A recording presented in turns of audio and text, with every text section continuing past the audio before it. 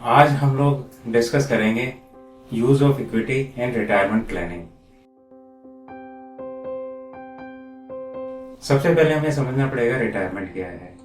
Retirement का अगर एक हम कॉमन व्यू लेके चलें तो सीधा सीधा इसका मतलब निकलता है जब हम फाइनेंशियली अर्न करना बंद कर देते हैं, दैट इज अवर रिटायरमेंट। लेकिन रिटायरमेंट का मतलब ये नहीं है कि हमारी एक्टिव लाइफ खत्म हो गई। It will remain there. तो हमें रिटायरमेंट के लिए एक प्लानिंग करनी पड़ेगी।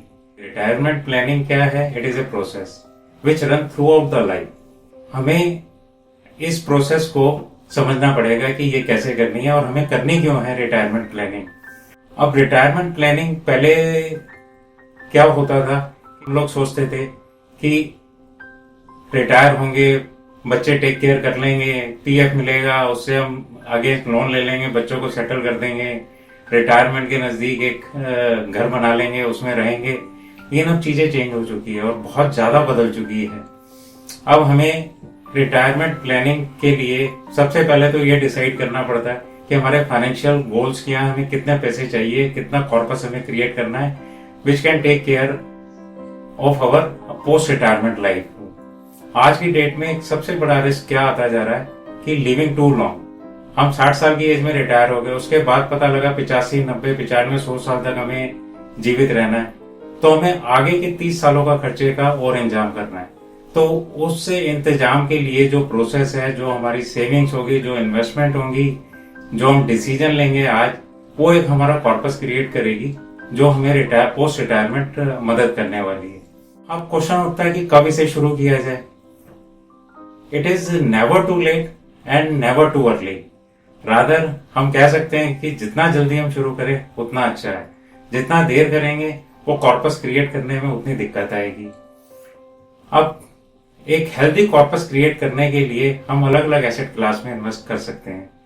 It may be gold, it may be property, it may be equity, it may be bonds, debenture, fix deposit, कहीं भी डाल सकते हैं। लेकिन सबसे ज्यादा अगर हम पीछे की हिस्ट्री को उठा के देखें आज तक की, सबसे ज्यादा रिटर्न जिस एसेट क्लास ने दी है वो है equity. Equity certainly may be risky in short term, but if you give it time it will certainly give you much better return.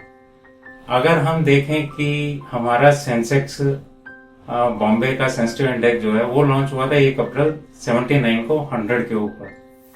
आज वो 46,000 से ज्यादा है। मतलब 40 साल के अंदर इसने हमें 17% प्लस की CAGR कंपाउंडेड रिटर्न दी है। अब इतने रिटर्न आज तक कोई दूसरी एसेट क्लास देने में सक्षम नहीं हुई है। तो इक्विटी को तो इनवेरिएबली हमें अपने रिटायरमेंट प्लानिंग का पार्ट बनाना पड़ेगा अगर हमें एक अच्छी रिटर्न चाहिए।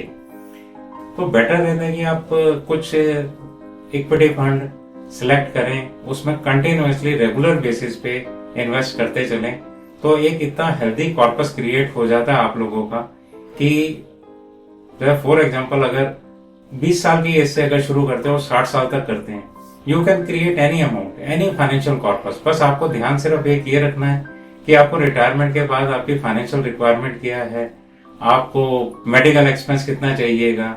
अब आज की डेट में एक सबसे बड़ा रिस्क है इन्फ्लेशन। इन्फ्लेशन की वजह से आप कहीं पे भी इन्वेस्ट करते हैं, जैसे फॉर एग्जांपल अगर बैंक में फिक्स डिपॉजिट में डाला आपने 5.5-6% से ज्यादा की आपको रिटर्न नहीं मिलती, उसके ऊपर आपने 30% टैक्स पे कर दिया। अब 30% टैक्स पे करने के बाद जो नेट रिटर्न आपके पास आ रही है that is not even able to beat inflation. तो इसका क्या मतलब हुआ कि इन्वेस्टमेंट करने के बाद भी आपकी purchasing power day by day कम होती जा रही है। तो उसे हमें एड्रेस करना पड़ेगा। तो उससे बेटर तो ये है कि आप किसी म्यूचुअल फंड में जो हमेशा एक अच्छा पोर्टफोलियो बना के रखते हैं, अच्छी कंपनियों को अपने पोर्टफोलियो में रखते हैं, उन्हें लेंगे तो आई एम श्योर 100% आपका एक अच्छा रिटर्न जनरेट करने में आप लोग सक्षम रहेंगे। तो मैं तो यही एडवाइस करूंगा, अगर आपने इन्फ्लेशन को बीट करना, अच्छी रिटर्न लेनी है, तो आपको इक्विटी के अंदर कुछ ना कुछ इन्वेस्ट करना पड़ेगा और करना चाहिए। तो role of equity we can say is very important to generate better return in the long run. No other asset class can beat it. It is the history. You can check it and take decision accordingly. Thank you. Mutual fund investments are subject to market risks. Read all scheme related documents carefully.